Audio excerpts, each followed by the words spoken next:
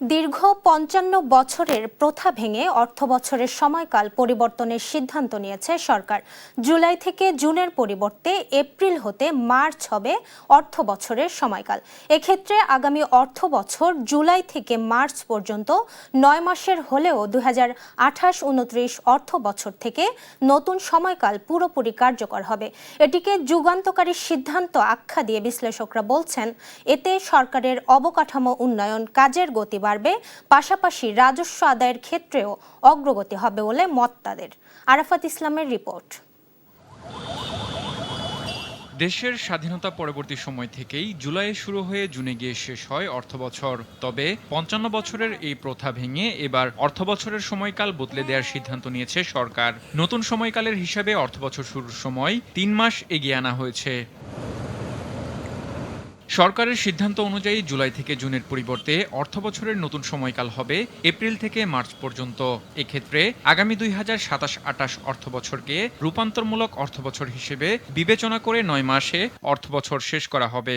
এরপর ২০২৮-২৯ অর্থবছর থেকে নতুন নিয়মে পুরোদমে পরিবর্তিত অর্থবছর শুরু হবে। কারণ হিসেবে সরকার বলছে, বিদ্যমান অর্থবছর জুলাই থেকে জুন পর্যন্ত।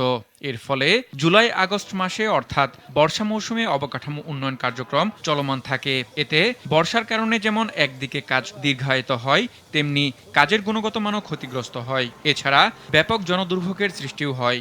সেক্ষেত্রে এপ্রিল থেকে মার্চ সময়কাল অর্থবছর হিসেবে ব্যবহার করা হলে বর্ষার আগেই অবকাঠামোগত উন্নয়ন কার্যক্রম সম্পন্ন করা সম্ভব হবে। বিশ্লেষকরা বলছেন, এটা একটি যুগান্তকারী সিদ্ধান্ত। এর ফলে সরকারের রাজস্ব আহরণেও গতি বাড়বে।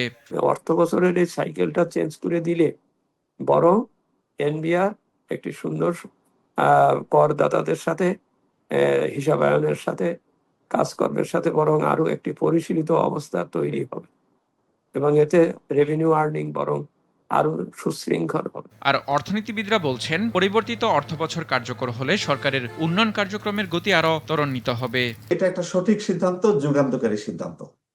এটা করলে আমাদের যে ডেভেলপমেন্ট প্রোগ্রামের ইমপ্লিমেন্টেশনের যে বছরের শেষে তাড়াহুড়া লেগে যায়, ব্যাকডেটে চেক সই করে আমরা তারপরে কাজ করাই, এই ধরনের অনিয়ম অনাচারগুলো বন্ধ হবে এবং ডেভেলপমেন্ট প্রোগ্রামগুলো আরো বেটার ইমপ্লিমেন্টেশন হবে।